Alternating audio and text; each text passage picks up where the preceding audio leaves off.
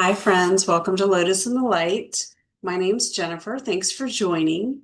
Let's jump right in. I typically open up by inviting Spirit to join us in this space and asking you to do the same. And no different, we are going to do that, but I want to reframe it a little bit. I've said in a couple of my videos in the past that part of my like Christian background is that, I'm always looking out here to God. I'm always talking to God out here, reaching to God out here when God is there as well, because God is everything, right? God is creation. So God is truly out there and everywhere, but God is also here. And so I want to start trying to kind of redirect the conversation to not inviting God in, inviting God out, right? Let's open up our heart. Let's bloom like the lotus flower. Or like the beautiful rose that you are. So let's just start. Let's open up for a moment with our usual deep breath in, hold for a few seconds, and then releasing slower than the pace you breathed in. Just helps bring calm your body so that we can tune in a little bit easier to spirit.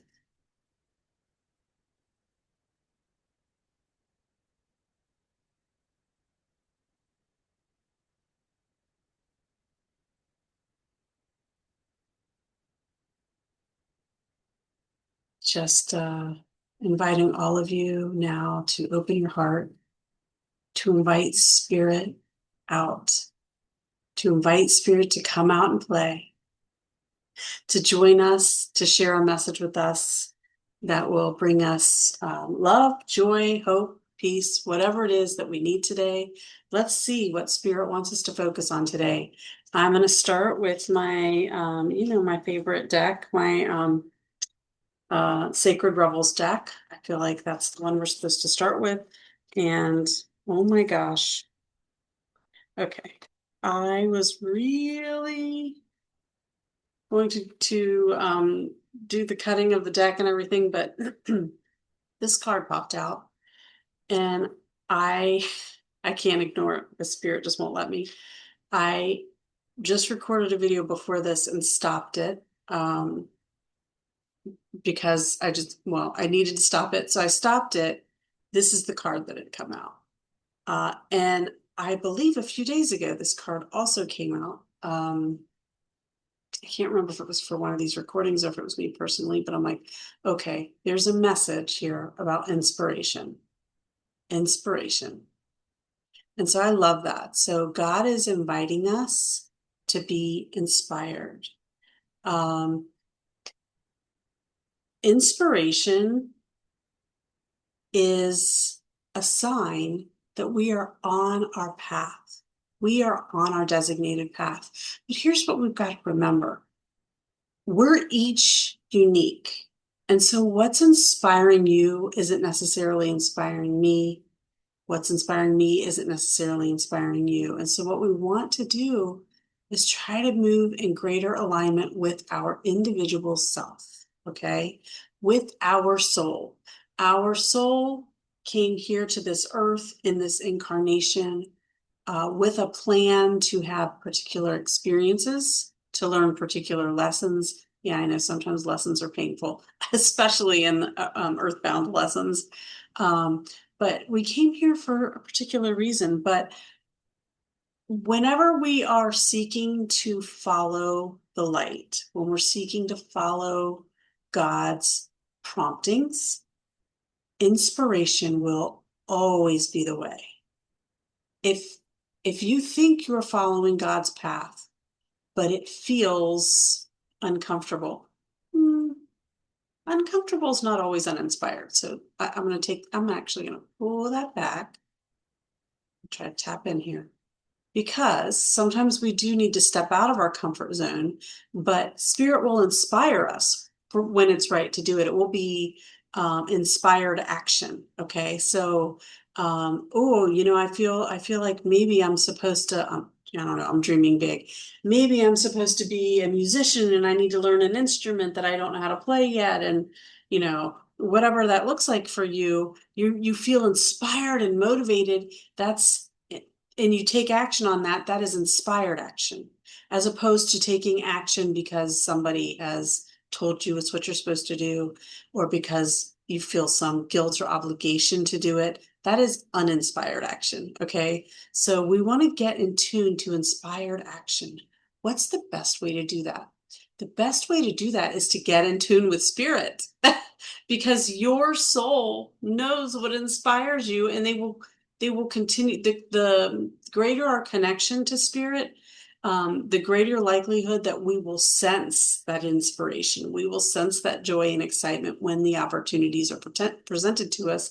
And also, the greater our connection to spirit, the more likely we are to see and identify those opportunities. Because sometimes we allow ourselves to get busy in life, get busy up in our head, and spirit's throwing these opportunities at you that they know you'll love, but you're too busy to see it. You're just going by. That was me. I was too busy to see things like that, right?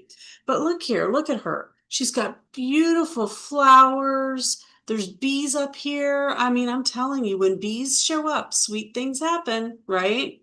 Sweet things happen.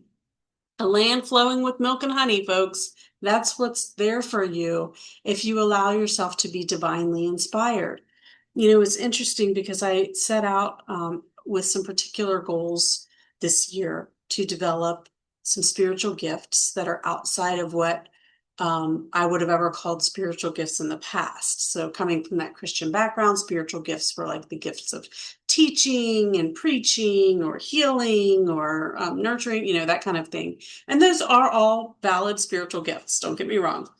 But in particular, I wanted to connect more directly to spirit.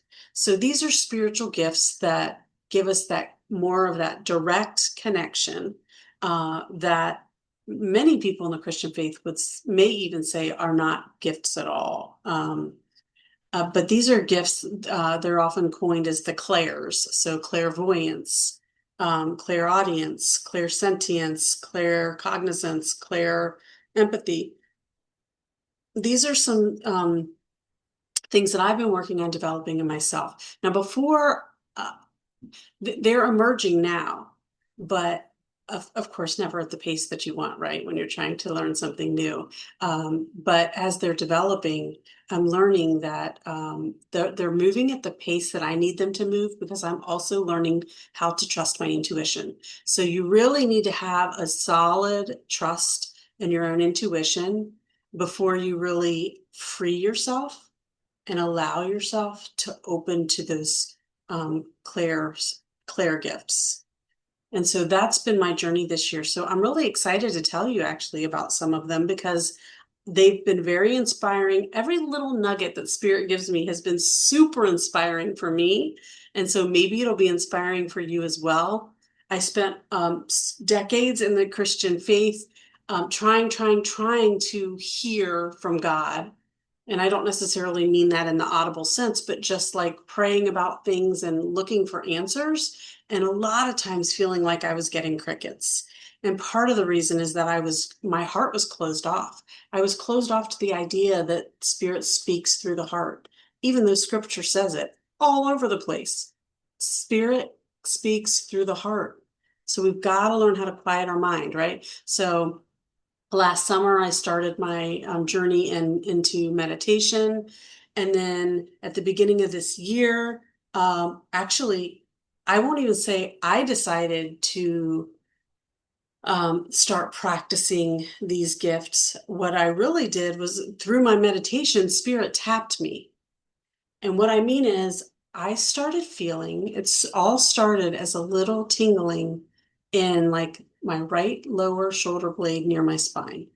I started getting a little tingling sensation when I would meditate. And I thought, what is that? That's weird. At first, in fact, I was like, oh my gosh, am I getting shingles? I've had shingles before. I'm like, am I getting shingles again? It didn't hurt, but it was in the same area that I had previously had shingles. So I'm like, if it starts hurting, something's wrong. But then what I realized is that it was only happening when I was meditating. And it was a gentle tingle. And I thought, oh my gosh, I think spirit's communicating with me through this tingle. I don't know what they're saying. So I just came to learn that like that was just spirit letting me know, yeah, I'm here with you. And especially if I was during my meditations, like sometimes I would be truly meditating, sometimes I would be um, journaling, or, doing other things like that. And I would notice that like the sensation would get even stronger when I would like tap in on some like really deep spiritual truth or deep, or I would realize that I had some kind of really limiting belief that was not serving me. And I would realize it and I'd be like, oh my gosh, I've been believing this all this time. And, whatever it was. And then I would feel that sensation from spirit, like letting me know, yes, this is what I've been trying to tell you. This is what I've been trying to show you. But it took months and months, 6 months probably, of me quieting my mind, settling my body, at months of practicing how to get out of a state of how to get out of the fight, flight, or freeze state. Most of us, our bodies live in that state of the sympathetic nervous system where we're always on edge. See that? You're tense if you're on edge. You're tense. The spirit energy cannot flow when you tense like that. You create a resistance.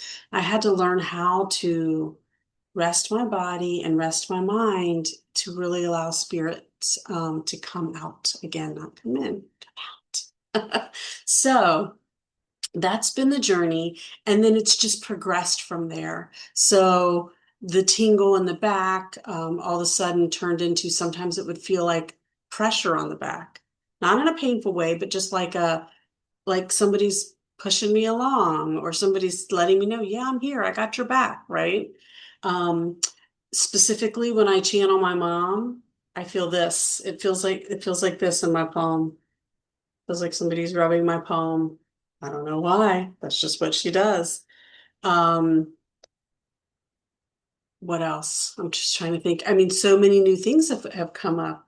I've started to develop my clair cognizance has been increasing. That's my sense of knowing, but also my clair sentience, my all these feelings of spirit, that's part of my clairsentience, right? I'm sensing, I'm feeling spirit in my body. um what was really interesting then is when it started happening outside of my meditative states. I remember the very first time I was just sitting at my desk working, and I felt spirit ting me, and I'm like, what was that? What? I know what it was. I'd already identified weeks before that it was spirit, but I'm like, why at work? I didn't even know what to do. I'm like, are you trying to get my attention? Am I supposed to be looking for something? And I still to this day often I'm like, okay, I feel you. Thank you for connecting with me and bringing my attention to you. What are you trying to tell me? Right. But I have come to learn certain things, like certain sensations are just spirit let me know, yep, we're doing this together. We're co-creating together. That spreadsheet you're working on, we're doing that together. And this week I had a new sensation. So sometimes I get sensations in my heart, my back. Sometimes I'll feel tinglies in other parts of my body.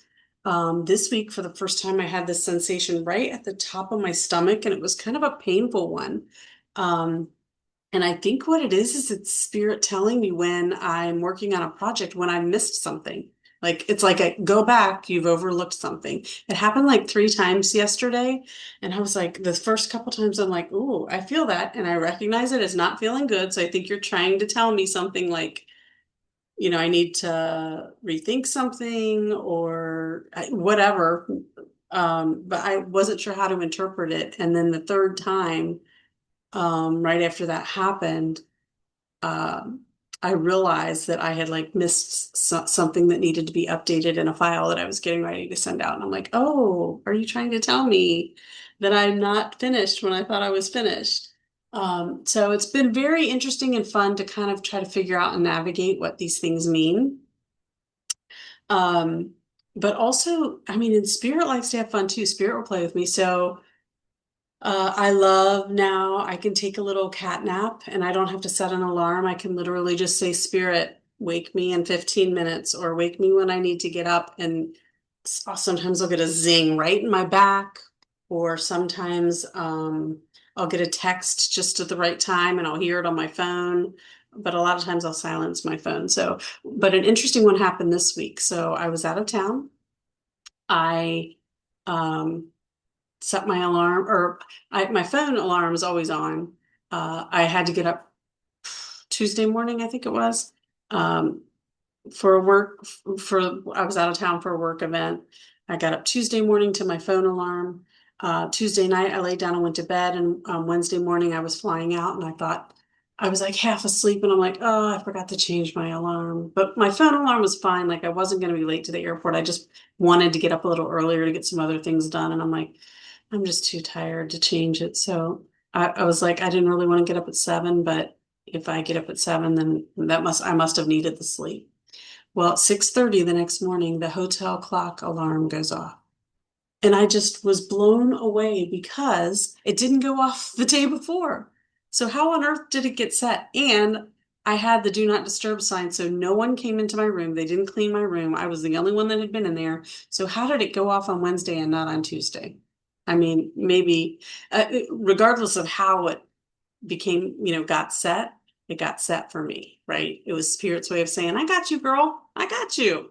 So thankful, but it's those kinds of engagements with God um, that uh, are inspiring, that really drive me to want to keep continually connecting with God. And those are the silly, fun ones. Those aren't even the ones where um, God is doing some things. I mean, those things are pretty awesome. I really love those things, especially at work. It makes work fun and inspiring when I know I'm co-creating with somebody that has all the answers. It's like that's what really blows me away. Is that I don't have to stress about figuring stuff out because I know Spirit's got my back, and they're either going to inspire me with the idea if I tune in, or they're going to cause somebody to send me a message. When you open the flow and allow things to flow, the things that you need just come to you. That's what Spirit does. They literally just want to help us in this life. We just block them because we think we've got all the answers ourselves. All the limiting beliefs. Either we think we've got the answers ourselves and we don't need them. We think Spirit doesn't have time for us. How many times have you thought, God doesn't have time to mess with me?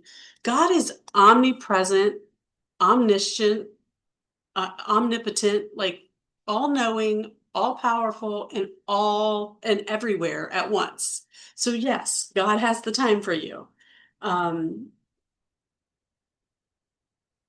Anyway, I lost my train of thought there, so I think that's Spirit telling me, wrap it up, Jen. Wrap it up. I am gonna wrap it up. Let's see what else we can understand about inspiration. I'll start. Oh gosh, I can't even get shuffled before things are falling out.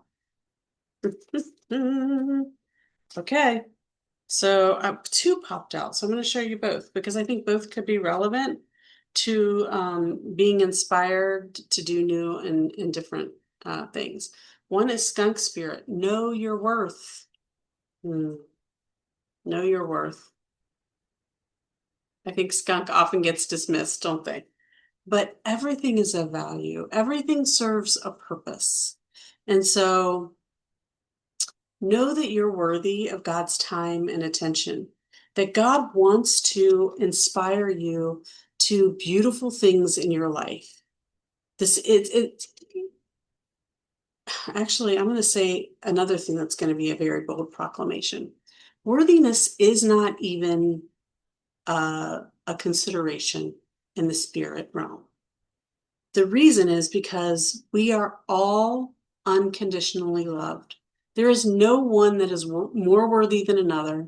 There's no one that is unworthy. So worthiness in the spirit realm, I mean, that's just a concept for this human experience because most of us have forgotten how worthy we are. So you are worthy. You are worthy. Know your worth. You're worthy of divine inspiration. You're worthy of that divine support. And when you accept that and you start allowing Spirit to inspire you, the fruits are sweet and beautiful. They're lovely. You're going to love every minute of it. And then the other one that came up is ant spirit. Time to collaborate. Ah, this is exactly what I was talking about. Thank you, Spirit. You can even see, like, this is me, the busy worker bee, and here's Spirit. Like, here, let me drop you this. Let me give you this. Don't you love that? That's how Spirit and I work now in my work day. I will pause and say, Spirit, I literally had it happen a couple times where I've like paused and I'm like, I'm stuck. I don't know what to do. I will do some breathing. I will take a few minutes to meditate. I'll even walk away in the middle of like really time sensitive, crazy stuff now because I know Spirit will respond. I'll walk away because you can't, when you get into a moment of potential stress, if you allow yourself to stress, what you do is you tense up and then you cut Spirit off. I won't allow it. I deep breathe and then I walk away. I try to get it out of my head for a minute so that Spirit can speak here. That helps a lot. Walking away, forgetting about it. If you forget about it, then you create the space for Spirit to give you some answers. That's why we come up with really great answers when we're doing things like running or taking a walk or right before you fall asleep when you're out of your conscious mind, then all the good ideas come. Yeah, that's why. So anyway, it's time to collaborate with Spirit. Let Spirit inspire you. Know your worth. Know that Spirit wants to be there for you. Okay, that's it. That's all I got for you. I'll talk to you guys later. Love you. Peace out.